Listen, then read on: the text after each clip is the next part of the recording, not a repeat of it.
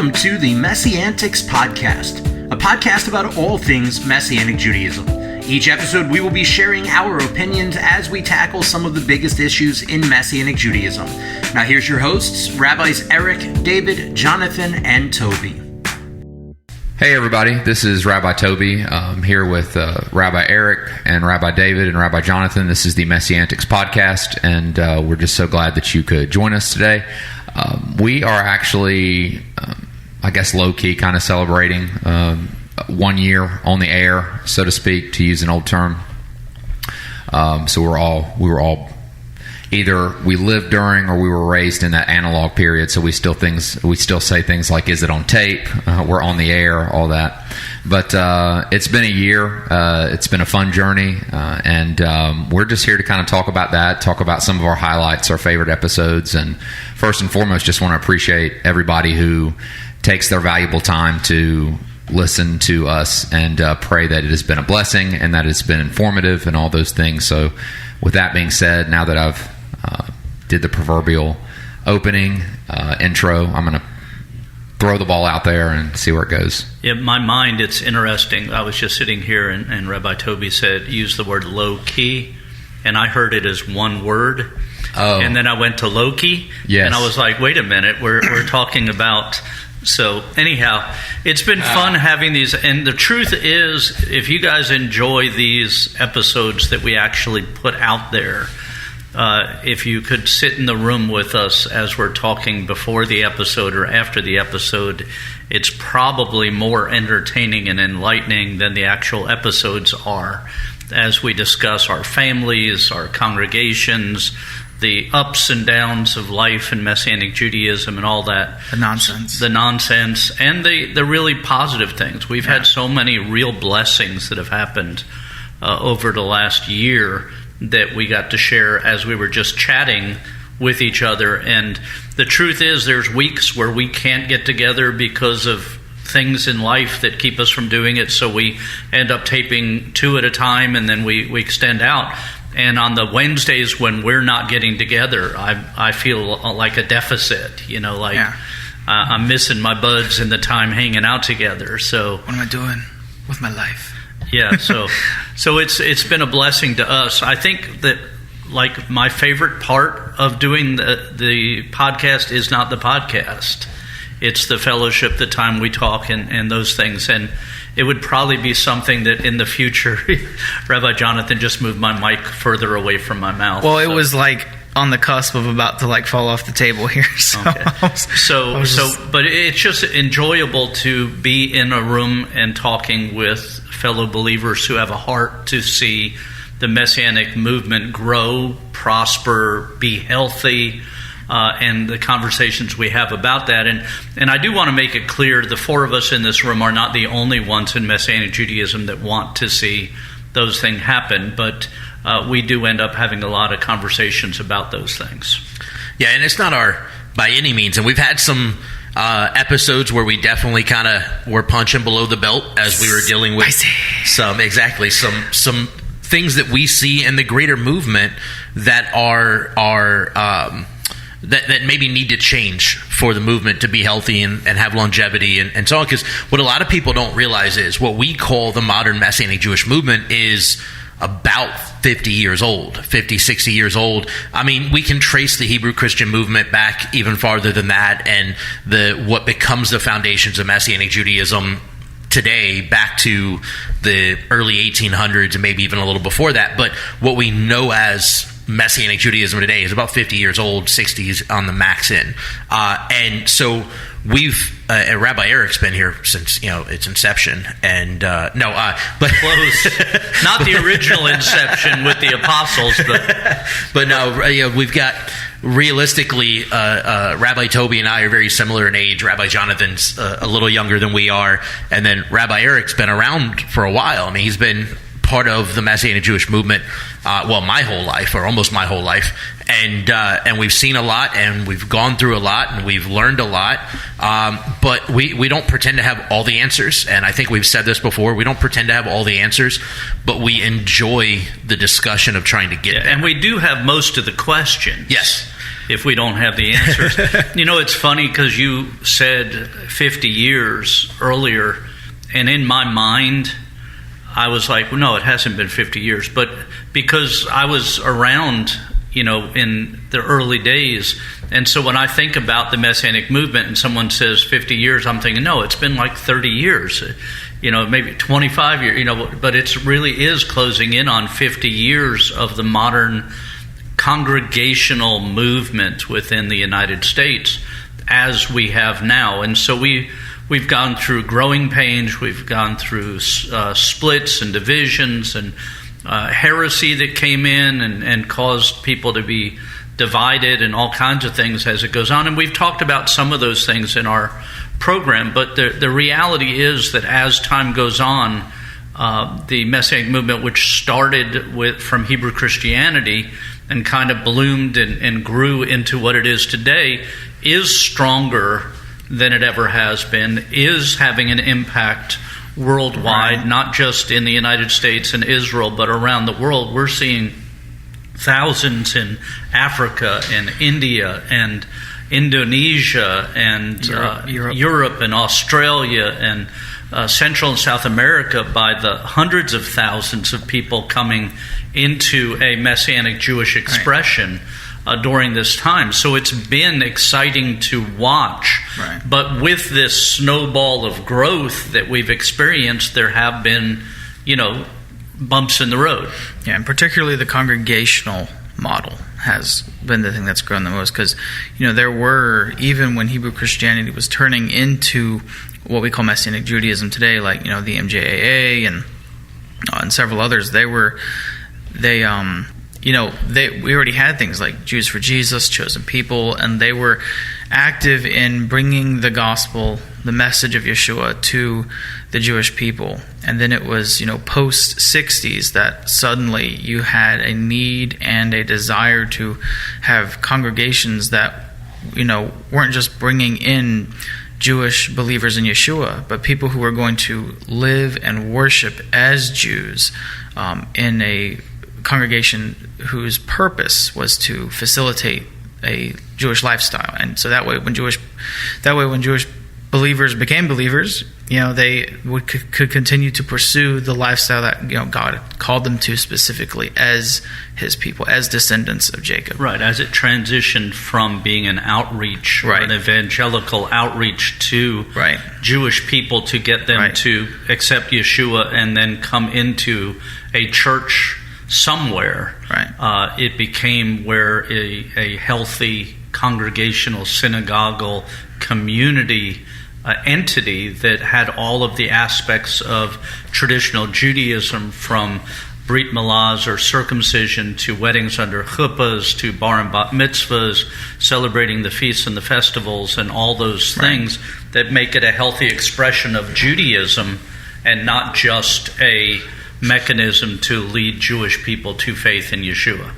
So we've now been at the time of the recording of this episode, we are a few weeks past the airing of our official 1-year episode. Now, we didn't make a big deal about it, like Rabbi Toby said in the intro. We're kind of low-key doing this. It wasn't we didn't make a big thing about it. And part of that was because we knew it was coming, but at the same time, we kind of forgot that it was coming, because this is all happening right as we're all getting ready in our congregations for the High Holy Days and so on. And it's just a lot on the plate. And honestly, it's kind of interesting because we started recording the first episode of MessianTics podcast right in the height of our Congregation Mein Chaim, going through a really difficult time. In fact, the morning of our first recording was like we just had this huge bomb drop in our lap out of nowhere, and we came and recorded. And anyways, I went to pick Rabbi Toby up to come record. He was like, "So, are we still doing this today?" I was like, no, we are. We're going to try to keep rolling. But it's been a really great experience. And so one of the things I wanted to ask, as we were kind of talking about this, in a year we did 50 episodes. It's 52 weeks in a year. We missed 2 weeks that we didn't post episodes for various reasons. But in in the course of 1 year, we posted 50 episodes. So out of the plethora of episodes we've done so far, what have been your favorite episodes or kind of themes that we've dealt with and such? I just kind of like to pick people's brains and see where you guys are all at on your thoughts on what's been the most interesting or cathartic or whatever. For me, this is Rabbi Toby. Well, I think just to preface what I'm saying is, I think one of the most important things that we do as a podcast is, when I was first called into Messianic Judaism, and again, I grew up in the church. I'm not Jewish biologically, so I was called into this. And I remember when I was first called into it, and I was so hungry for knowledge about Messianic Judaism, and I was at a local congregation in Georgia, and there was just simply nothing outside of my own congregation that I could, like the only outlets, I guess, exits outside of my local congregation with which I knew Messianic Judaism existed that I could explore was music. And I talked about that in an episode, I know, last year, which was Paul Wilbur, Marty Goetz, Joel Chernoff, and Ted Pierce. They were like the four horsemen. They were like the four horsemen of Messianic music. That was really it. And I would listen to that music all the time just because, one, it ministered to me, but two, it was a symbol or a signal that this is something bigger than me and my local congregation. So now, here we are, and it's been 18 years later, and I've seen how the Messianic movement has grown, but I've also seen how it's connecting more and more because of technology and things like that. And I would have loved to have had something like this to listen to, as not only being new to Messianic Judaism, but being a non-Jew called into Messianic Judaism. Right. And I remember just a couple years in, talking to a Jewish friend and saying, and I wasn't saying I wanted to be a rabbi, but I was saying, what if I wanted to be a rabbi? What if I was, I knew I was called into worship ministry at the time. This was 2007. I was only a couple years in. It's like, what if I want to serve in a pastoral type ministry? Would I be a rabbi? Would this, that, and the other? And these are questions that I had that I really couldn't get. You're not going to get the same answer from everybody, especially in the Messianic movement, if you ask a question like that, because some will be like, yeah, sure, and some will be like, well, and that leads to what I love that I think we touch on. And I know that in our own, we have a group text message, me and Rabbis Jonathan and David and Eric, we have a group where we talk about and prep for the show, and I know we've had a few comments from each other where we've said things like, hey, we've definitely been on the Gentiles and the Messianic movement thing quite a bit, and that's true. Yeah. I think understandably we have to kind of come off that, but I do think it's one of the most important things that we talk about, because I think, and Rabbi David and I have spoken about this a lot, the lack of consensus among the greater Messianic Jewish movement on the place of the non-Jew in the Messianic synagogue and in the movement and in Messianic ministry, I think, is one of the things that hinders the movement from moving effectively and growing effectively. Yeah. So the highlights, I think, is when we talk about that, right. As a non-Jew myself in the Messianic movement, as a non-Jew called into rabbinic ministry, it's a big part of my heart, and especially as a non-Jew in Messianic ministry that has encountered resistance from my Jewish brethren. And I say brethren because they're my brothers.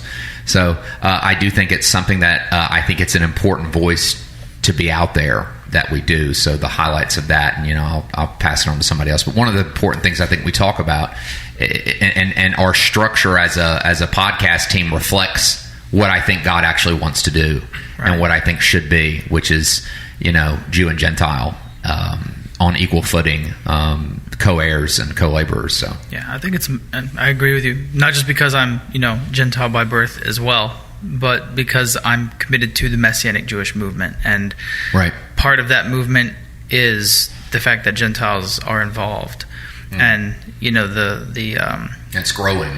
Right. And there's I go to conferences, I go to meetings, I listen to conversations. Like, you people are looking for future leaders, and if you are adamant that they have to be Jewish, and you have in a room, no young Jewish people standing up to lead.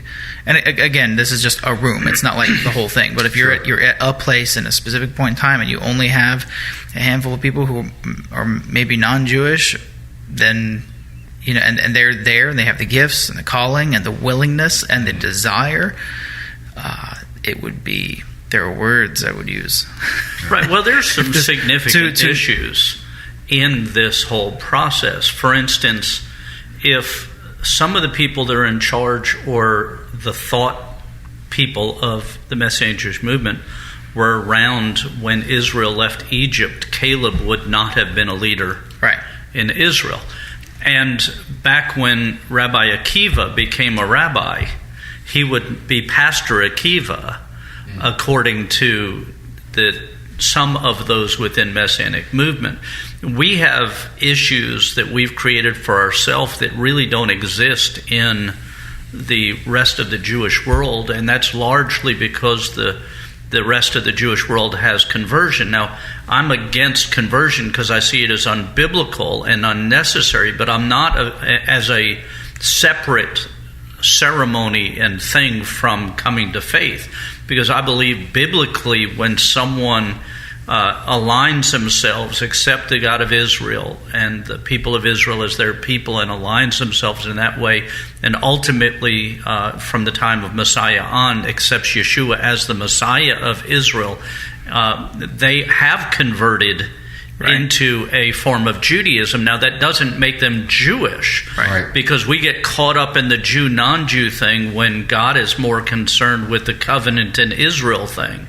And so when we enter into covenant, whether it's somebody like Rabbi David and I who are Jewish by birth, or someone like Rabbi Toby and Rabbi Jonathan who are not Jewish by birth, when we align with the covenant that God established with his people, we make a conversion from being outside of covenant to inside of covenant. And so having another ceremony to make somebody Jewish, as if God put them in the wrong basket to begin with, like God made a mistake and made you a Gentile instead of a Jew, and we're going to fix that for him, I think is ridiculous. But I think that part of the strength of our podcast, as Rabbi Toby alluded to earlier, is that we try to share from a place of equality of inheritance, while attributing unique roles and callings, depending on who the person is. Unique backgrounds. Right. Everybody has unique backgrounds, and so a Jew doesn't become a Gentile when they come to faith in Yeshua, and a Gentile doesn't become a Jew when they have faith in Yeshua. They remain what they were created as, uniquely created for a purpose by God. But our hearts convert to be in covenant with God, whereby our connection to God changes, not our genetics or our genealogy. And I think that's part of why Paul says not to chase down endless genealogies. Because he's like, well, look, you don't have to look for a drop of Jewish blood.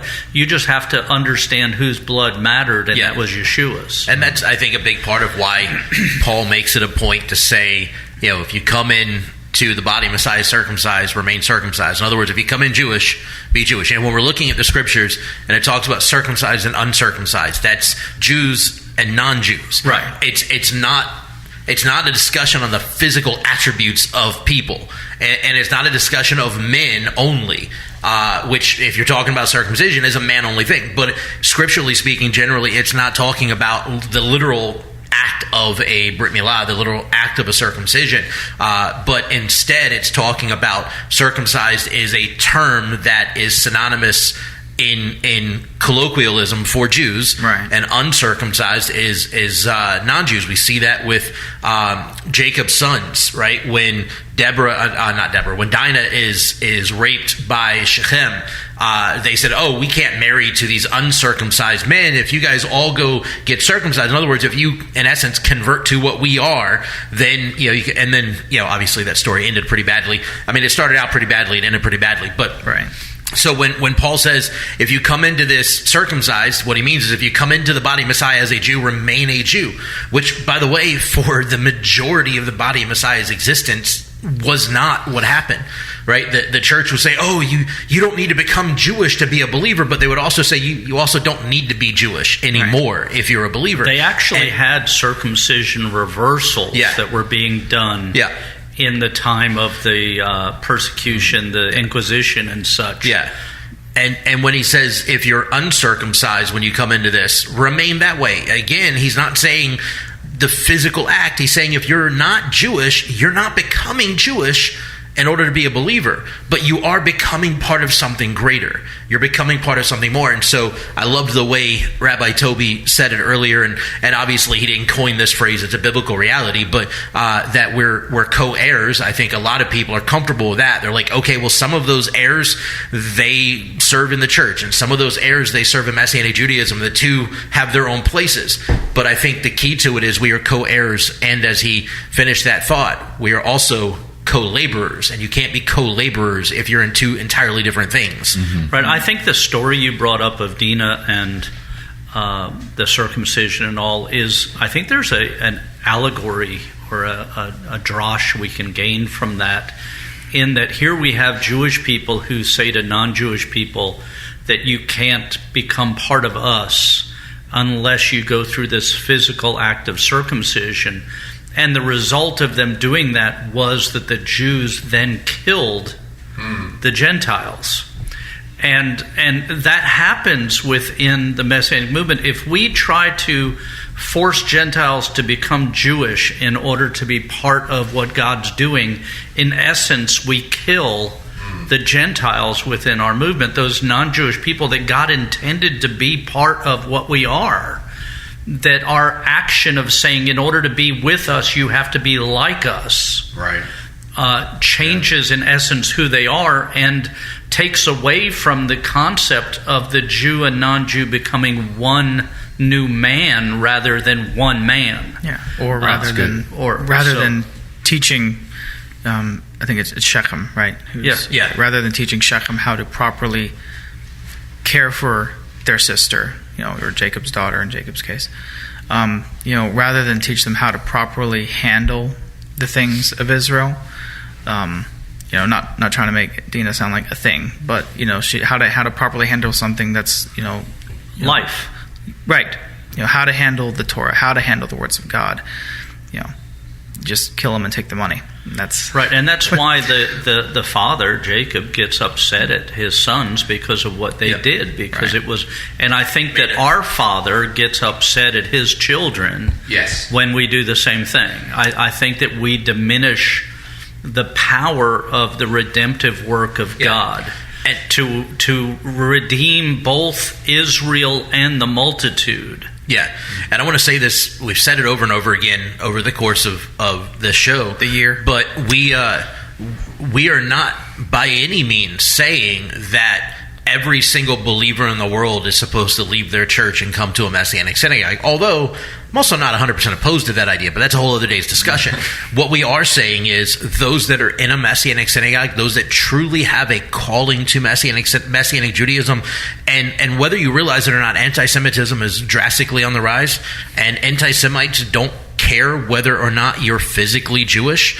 They care whether or not you're connected to Jewish people, right? So people in our congregations that are not Jewish, that are wholeheartedly sold out with a Ruth-like heart for what God is doing in Messianic Judaism are at equal threat, as are those of us that are physically blood descendants of Abraham, Isaac, and Jacob.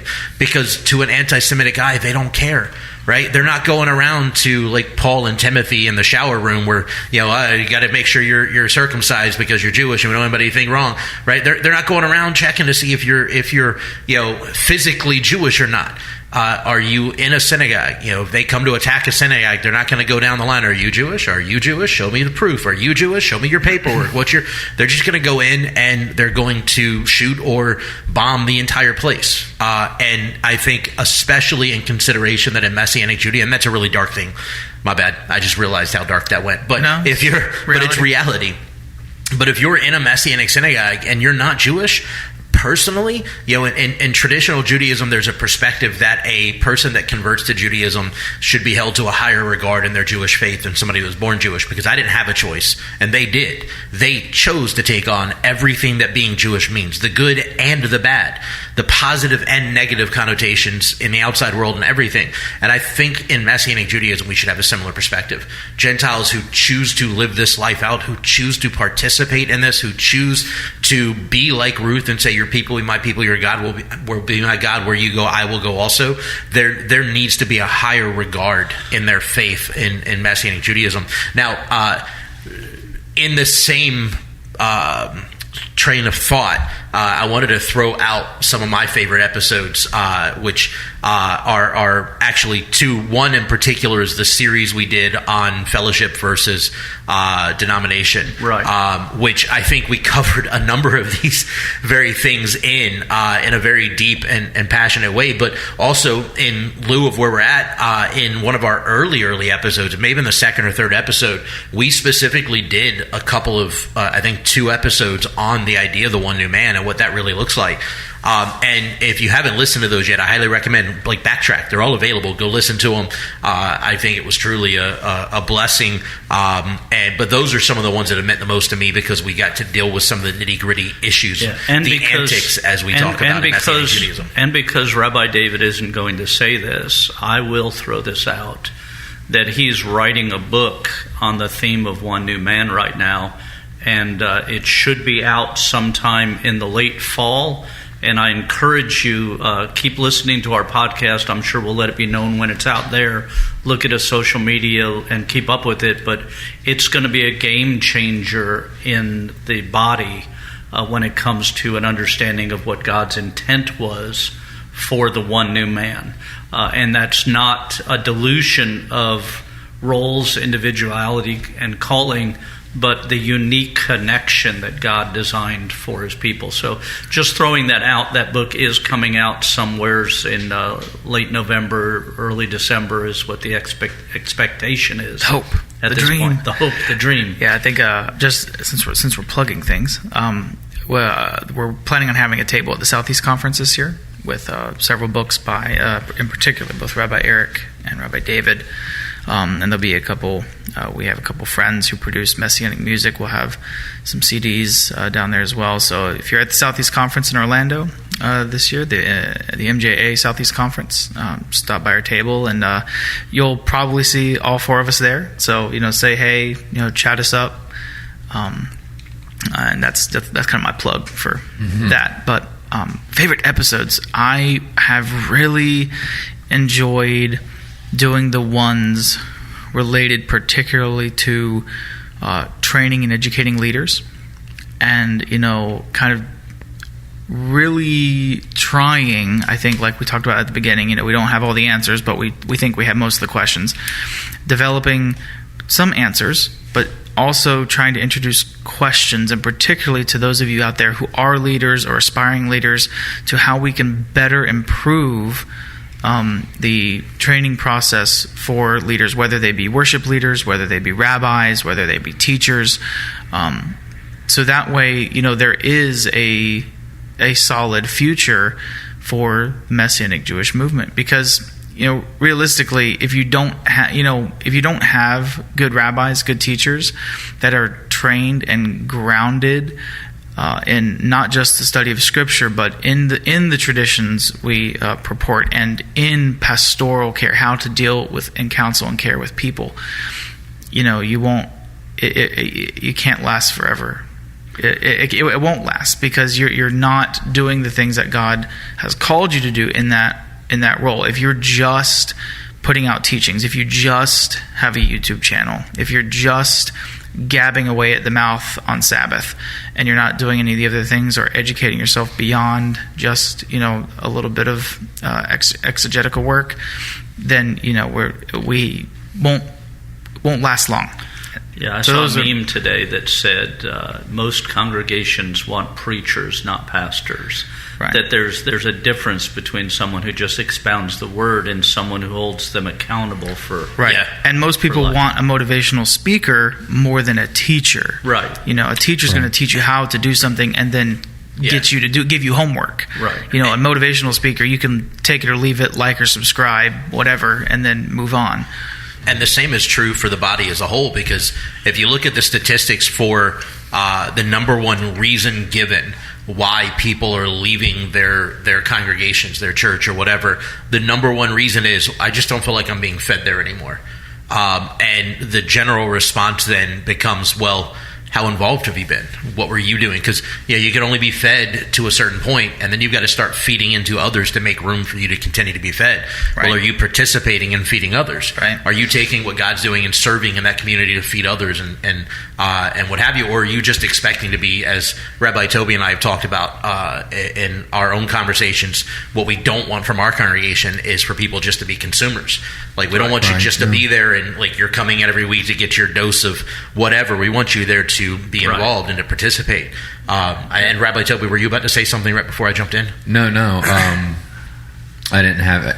If I did, it's gone. Maybe it'll come back around. I kind of date when Rabbi Toby got to Maim Chaim along with the podcast, because you showed up in person.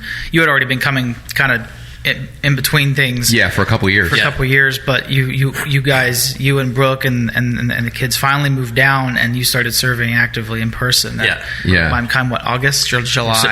September. Yeah. Okay. Of last year. Yeah. They moved in July, and then in September is what we gave them. Yeah. We were very intentional. They had a rough last couple of years in the school system. Yes. And we said, look, we want you to take, move down. We want you to take the first month or two and just kind of, recuperate and heal, but also like make this your community, interact, build relationships, and so on. Right. And then we'll throw you into the fire. It's been good. It was kind of traumatic, actually. I don't want to get on that, but too much. But I still actually go through moments of like I get anxiety and I don't know why, and it's because I was so used to it as a school teacher. Right. And I have a special place in my heart for people that work in education, because it's for teachers it's incredibly stressful, stress-inducing. It's a constant state of high alert.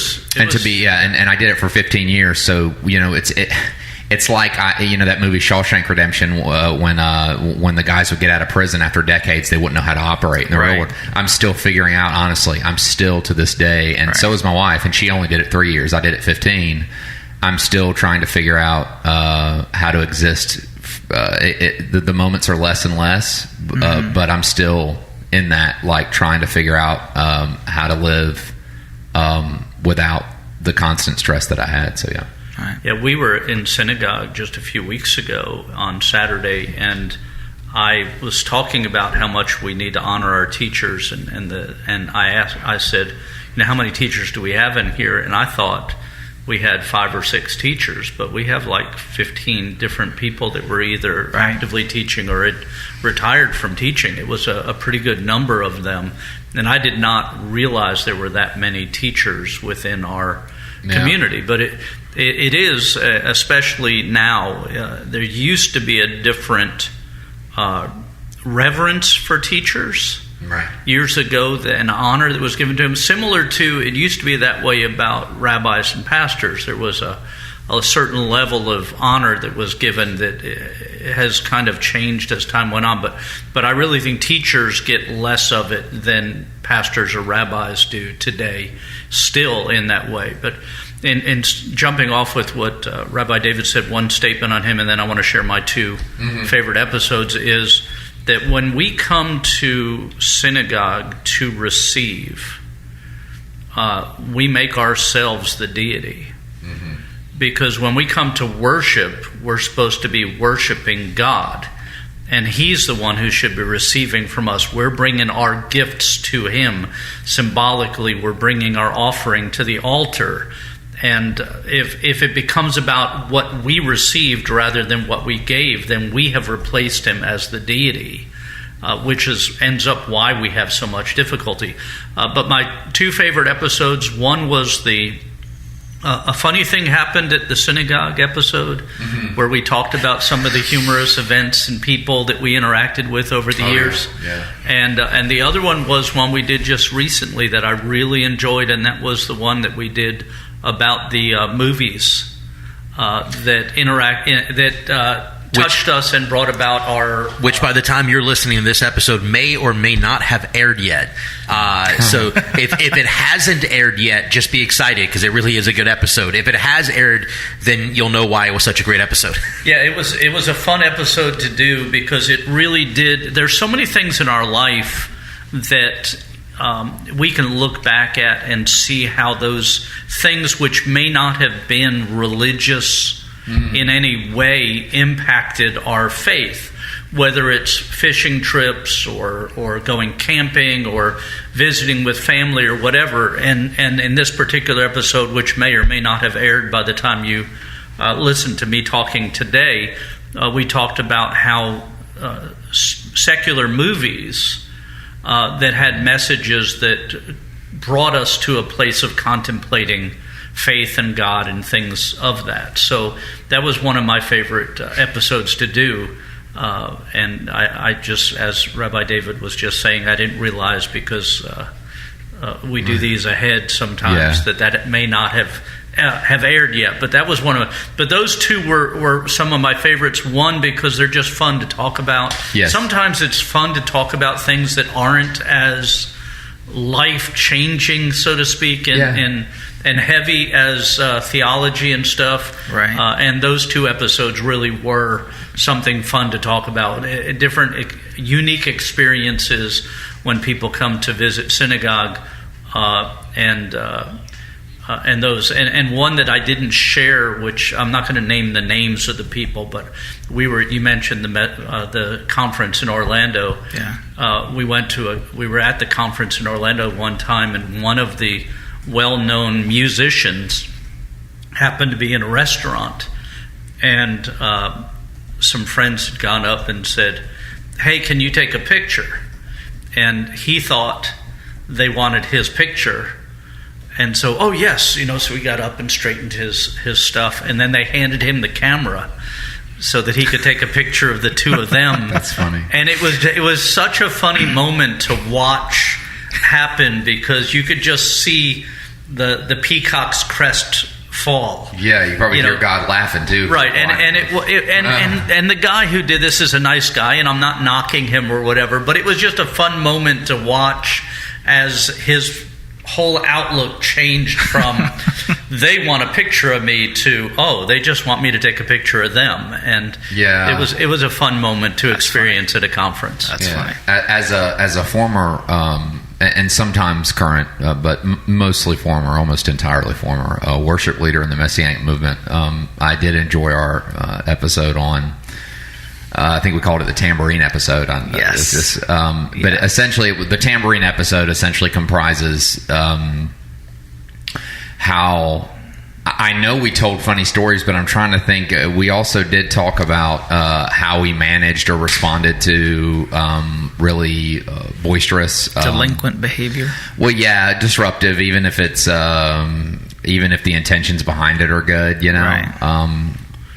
It's I did enjoy that, and it was a little cathartic for me because it was a chance for me to finally say vent. Well, yeah, it was a chance for me to finally say, hey, listen. I said this a few weeks ago in a message. I said the most misunderstood word in the gospel is freedom. It is the most misunderstood and misused word. Law and freedom. Right. All things are lawful, but all things are expedient. Right. So it's like this belief, and I think the message of that episode was saying, listen, of course we're free in Messiah, free from sin, right. free from condemnation, right. not free to come in to an orderly service. Right. And they hear these newsboy songs that say, I'm free to dance, which, yeah, you are, but you can't. In the dance circle over there. Right. Yeah, it's funny in the application for rabbinic ordination, it one of the questions is, what is the place of Davidic dance in the right. Messianic synagogue? And my answer was up front to the right. Mm-hmm. It's but it was a cathartic experience to be able to say, hey, listen, it is not acceptable to disrupt. Right. It is not acceptable to bang your tambourine. Mm-hmm. when you're not on the worship team. On the quarter offbeat. Yeah, it's not acceptable if you're on the dance team to break off and be your own dance team. Right. You know, I'm not talking about, you know, we have a couple people at our congregation who do the flags, you know, right. but it's in order. In order, right. That's the key, is decently in order. And I just think these are things that people need to hear, and the conversation. What's funny is we don't want to have these conversations. Well, what's funny is these conversations should have happened between you and mom and dad at age like 6. Right. Like situational awareness. Right, but what's the reason why we don't have these conversations, not only in Messianic Judaism in the church? Why? Because, well, Jesus or Yeshua, he loves everybody, and I need to love them too. And people take translated as loving by, well, we're just going to be doormats and let these people do whatever the heck they want. Right. And I just think that's what I love about the podcast, is that we bring these things up and say, no, let's talk about it. Right. Because there has to be order in the courts, right? And things like that. Even after Yeshua healed a leopard, he told him, go show yourself to the priests. There was order. Even after a miracle. I mean, can you imagine that? That's why it was so amazing. Like, and that's why it's so amazing to me, the story where like the 10 get healed and go off, you know, to go present themselves, and the one comes back and says thank you. Because remember, that's also in the Torah, to give thanks for. Right. It's so interesting to me that that people don't want to at times understand that two things can be true at the same time. In other words, loud singing can be wonderful and something to rejoice in. Right. Loud singing at the wrong time cannot be. Dancing can be wonderful at the right time and space. It can be awkward and off-putting at the wrong time. Blowing the shofar mid-worship session. Blowing the shofar. If you're playing the song "Blow the Shofar in Zion" and somebody blows the shofar at the appropriate time, that's an enhancement to the song and what's going on. Aside from that song already being taken out of context scripturally, right? Right. I'm not mistaken. If you're playing "Blow a Shofar," there's already a misunderstanding there. Right. Oh my God. But if you're singing another song, you know, and especially if it's like a worshipful, meaningful song, and all of a sudden somebody blows a shofar that draws attention away from God to themselves, then it's out of place. And so playing a tambourine in beat, in time, along with what's going on is helpful and a blessing. Playing it offbeat, out of time, to draw attention to yourself so that people hear that you're there is off-putting and should not be. And that was a fun episode for me, because it was just some of these things are only in Messianic synagogues, you know. Right. Now, I will tell you, Rabbi Toby, that was the one episode that we did that I had feedback from people that said, you know, you guys were kind of harsh with that episode. So. Well, that makes me feel good that we made some waves. You know? Yeah. So bringing up the waves that we've made, I wanted to take a minute, since this is us kind of talking about our 1 year in the podcast sphere. I wanted to read off the top 10 episodes as per Spotify's rankings by listeners and YouTube's rankings by views. So on Spotify, the top 10 episodes are episode number 1, which was from September 9th of 2022. That was our introduction episode, where we kind of gave our own backgrounds and such. Second was September 16th, part 1 of the One New Man conversation. Then the third most was part 2 of the One New Man conversation. The next was Grace versus Law from October 21st.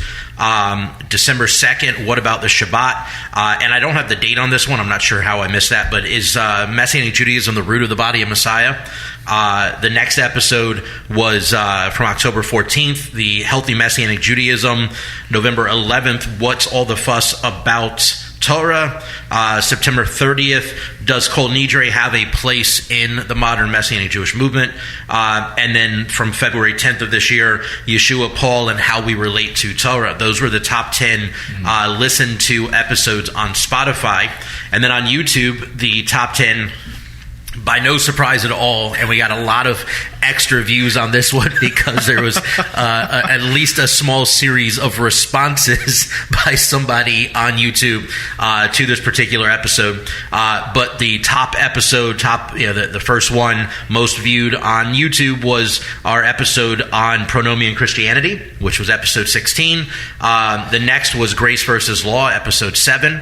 Then episode 1, our introduction. Episode 2, the next one was episode 2, One New Man, part 1. Then What Will Make the Future of Messianic Judaism Stronger, episode 9. The next was episode 10, What's All the Fuss About the Chosen? That one was fun one too. Yeah. Episode 3 was the next, which is One New Man, part 2. Then Healthy Messianic Judaism, which was episode 6. Kol Nidre, Is There a Place for Kol Nidre in Messianic Judaism or a Messianic Jewish Congregation, episode 4. And the 10th episode most listened to was Is Messianic Judaism the Root of the Body of Messiah, from which is episode 5. So those were our top 10 episodes over the course of the first year via Spotify and YouTube. I didn't go back to look at Apple and Google and all those, but those are our two biggest places that people are listening to and finding us. So those were some of the ones that really hit the pronomian Christianity. I actually thought the pronomian Christianity conversation was going to be top 1 across the board. I was kind of surprised that it wasn't anywhere on that top 10 list in Spotify, but on YouTube it wasn't a surprise at all, because we got a lot of extra views on that one just because a certain pronomian leader did a couple of responses to that episode on YouTube, and I think there were a lot of people that were like, let's go see what he's talking about, and listen to our episode after listening to him. So hopefully they listen to it honestly and not filtering it through what he said, but that is what it is. Well, and even then, he's someone who really wouldn't want to be classified as a, quote, pronomian leader by his own mouth. So, but not by his response and reaction to that episode. Right.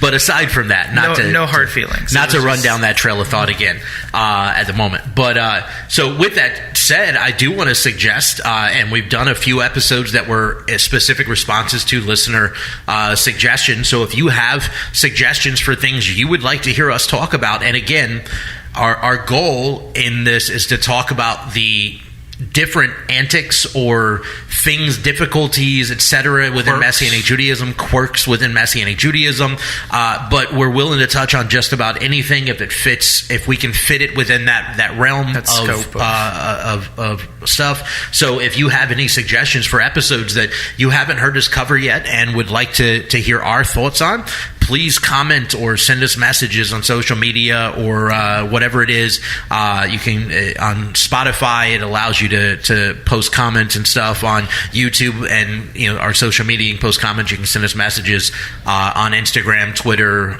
Facebook, what have you. And we'd love to hear your thoughts. We'd also love to hear your feedback. If you have something you'd like to tell us, that you loved or hated or both at the same time that we talked about, please feel free to let us know what your thoughts were. And we appreciate for sure you're listening to us over the course of this first year and giving us credence to continue going. You guys are nuts. Why would you let that happen? But Jonathan? I was just going to say, we've even had to do growing on our own this year just with the podcast. Like when it first kind of started, it probably about maybe 10 episodes in, I was kind of like, this. I feel like this is just going to be like a podcast for us to preach on. Like we're kind of like it, and then we're like, let's focus more. Like our name is the Antics. Let's maybe shift towards the antics of Messianic Judaism, and then we did kind of, a quarter of the way through, close to halfway through our first year, we kind of shifted to focusing more on the what's wrong with us, what can we fix with us, and so I'm glad to see that we kind of made that shift, because there's plenty of room for teaching, but there's also there voices of correction often come few and too late, and I think if we can help be a part of the group that's asking the right questions and hoping to find the right answers, that we can help encourage Messianic Judaism to be what we believe it really truly can be. Right the ship when we're nowhere in the wrong area before it hits an iceberg. Yeah. Right. And I hope that as you listen to this particular episode and that you do comment, that you'll let us know which of the episodes that we've done since our inception was your favorite. Go ahead and comment in either social media or on one of the apps where you listen, and let us know which one was your favorite, so that we can do more episodes of those kind, so we know what you guys are looking for in what's going on. I just know this. I look forward to Wednesdays with you guys each week, and I hope that you listeners look forward to Fridays when we release our podcasts that we record on Wednesdays. So we're looking forward to joining you again next week. And again, please share this with others. If you have comments or thoughts, please reach out to us through any of the means that are out there. And come see us at the Southeast Conference. Thank you for listening to the MessianTics podcast. Make sure to subscribe so you can be notified every time we drop a new episode. And be sure to follow and interact with us on social media at MessianTics Podcast.